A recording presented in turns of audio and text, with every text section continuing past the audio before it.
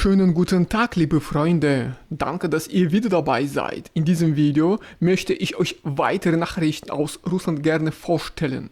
Jede Woche passieren bei uns irgendwelche Ereignisse und ich versuche, etwas Interessantes für euch zu finden, damit ihr auf dem Laufenden bleibt und Bescheid wisst, was bei uns passiert. In meinen Nachrichtenvideos erzähle ich überwiegend über alltägliche Ereignisse und spreche das Thema Politik nicht an, weil es ein sehr kompliziertes Thema ist und ich halte mich davon fern. Also wenn ihr wirklich ein Interesse für das alltägliche Leben in Russland habt, dann bleibt bitte dran. Los geht's! Amnestie für Frauen zum Muttertag. In der Staatsduma wurde ein neuer Vorschlag eingebracht. Die Abgeordneten der LDPR schlagen vor, anlässlich des Muttertages, der in diesem Jahr am 30. November gefeiert wird, eine Amnestie für Frauen zu verkünden. Die Initiative betrifft Frauen, die erstmals verurteilt wurden und Strafen für geringfügige oder mittlere Delikte verbüßen. Eingeschlossen sind zudem Mütter minderjähriger Kinder und Kinder mit Behinderung, schwangere Frauen, alleinerziehende Mütter sowie Frauen, deren Ehemänner, Söhne oder Töchter beim Schutz des Vaterlandes gefallen sind.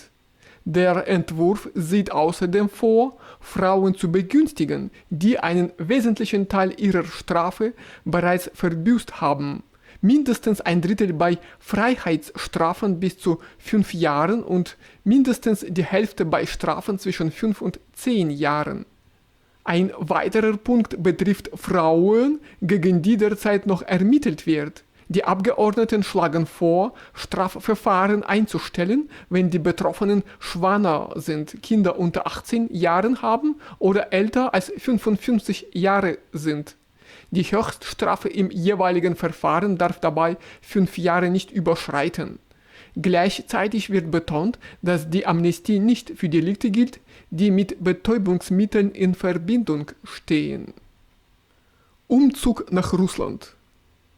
Bis Ende Oktober 2025 haben russische Behörden 2275 Anträge von Einwohnern europäischer Staaten erhalten, die ihren Umzug nach Russland planen.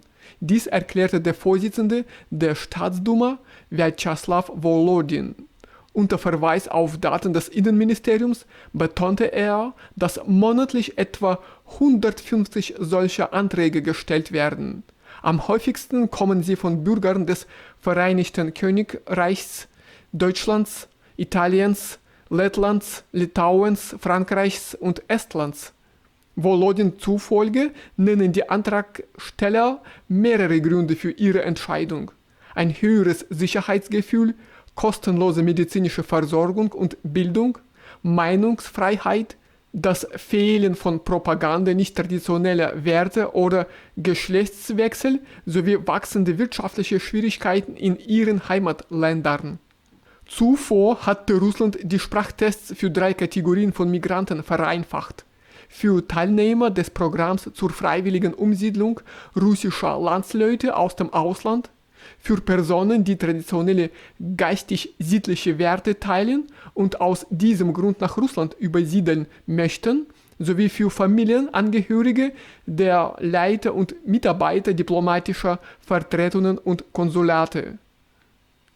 Legalisierung von Migranten. In Irkutsk wurden 6 Frauen festgenommen, die verdächtigt werden, mehr als 1500 Migranten illegal legalisiert zu haben. Dies teilte die offizielle Sprecherin des russischen Innenministeriums Irina Volk mit.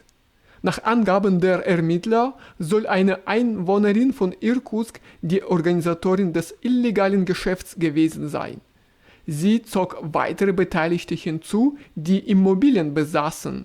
Diese boten ausländischen Staatsbürgern, persönlich oder über Vermittler, eine fingierte Registrierung an. Die Kosten dafür lagen bei bis zu 5000 Rubel. Laut dem Artikel wurden auf diese Weise mehr als 1500 Bürger aus zentralasiatischen Staaten rechtswidrig legalisiert. Insgesamt wurden über 2500 gefälschte Dokumente hergestellt. Die Höchststrafe beträgt bis zu 10 Jahre Freiheitsentzug. Bei Durchsuchungen stellten die Beamten Pässe ausländischer Staatsbürger, Formulare für Migrationsdokumente, Verträge sowie Kommunikationsmittel sicher.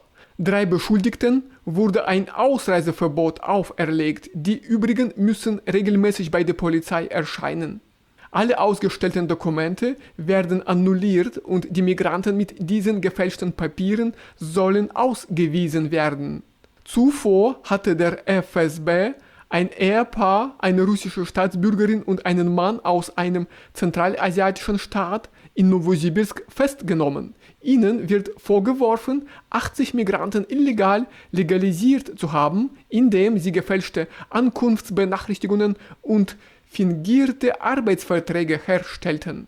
Auch ihnen drohen bis zu 10 Jahre Freiheitsstrafe. Regeln für Migrantenkinder. In der Region Sverdlovsk werden die Aufnahmebedingungen für Kinder von Migranten in Kindergärten deutlich verschärft. Dies teilte Natalia Sokolskaja, Leiterin der Abteilung für die Umsetzung der staatlichen Bildungspolitik im regionalen Bildungsministerium mit. Sokolskaja erklärte, dass Kinder von Migranten künftig nur dann in einen Kindergarten aufgenommen werden, wenn ihre Eltern einen vollständigen Satz von Dokumenten vorlegen, der den legalen Aufenthalt in Russland bestätigt. Sie betonte, dass diese Vorgabe aus dem föderalen Ministerium stammt und verpflichtend ist. Es gehe dabei nicht um Tests, so Sokolskaja.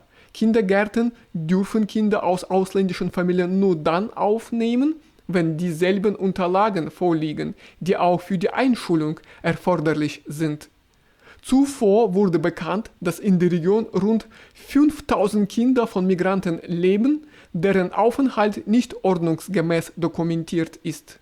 Maria Jakuschewa, Leiterin der regionalen Migrationsabteilung des russischen Innenministeriums, erklärte, dass sich insgesamt etwa 10.000 Kinder aus Migrantenfamilien in Jekaterinburg und der Region aufhalten. Russland verschärft Sprachregeln. In Russland tritt am 1. März 2026 ein Gesetz zum Schutz der russischen Sprache im öffentlichen Raum in Kraft. Dies teilte Olga Kasakowa, die Vorsitzende des Duma-Kulturausschusses, mit. Das Gesetz bringt 2 wesentliche Änderungen mit sich. Die erste betrifft den Handelsbereich. Alle Informationen auf Schildern, Hinweistafeln und Beschriftungen müssen künftig verpflichtend auf Russisch angegeben werden. Dazu gehören alltägliche Hinweise wie geöffnet, geschlossen, Eingang, Ausgang, Ausverkauf, Preis, Rabatte oder Kasse. Falls erforderlich, dürfen diese Angaben zusätzlich in den Sprachen der Völker Russlands wiedergegeben werden. Auch eine Übersetzung in Fremdsprachen ist erlaubt, sofern dies notwendig ist. Allerdings nur als Ergänzung zur russischen Version. Kasakowa betonte außerdem, dass Warenzeichen und Unternehmensnamen von den Änderungen nicht betroffen sind.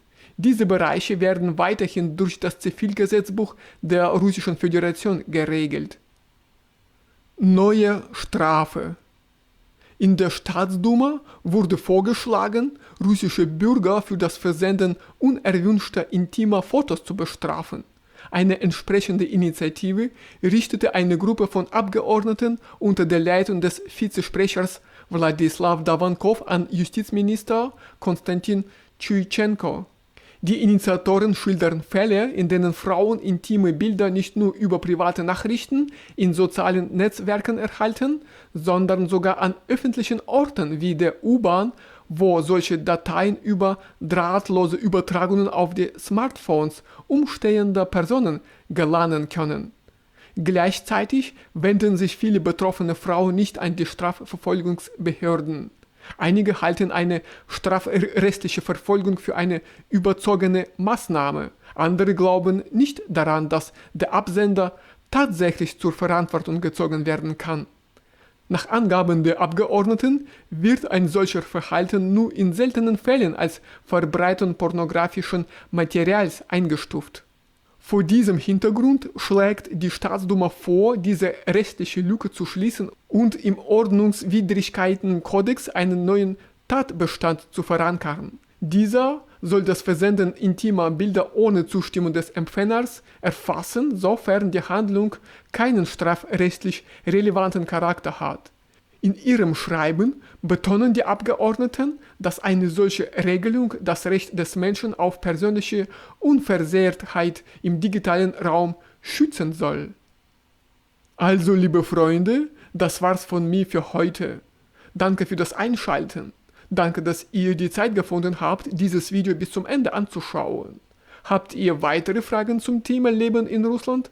Dann könnt ihr eure Fragen gerne in die Kommentare schreiben. Ich beantworte sie ganz gerne. Auf jeden Fall wünsche ich euch alles Gute im Alltag und viel Erfolg bei der Arbeit. Wir sehen uns und hören uns bald in meinen neuen Videos wieder. Bis die Tage. Tschüss.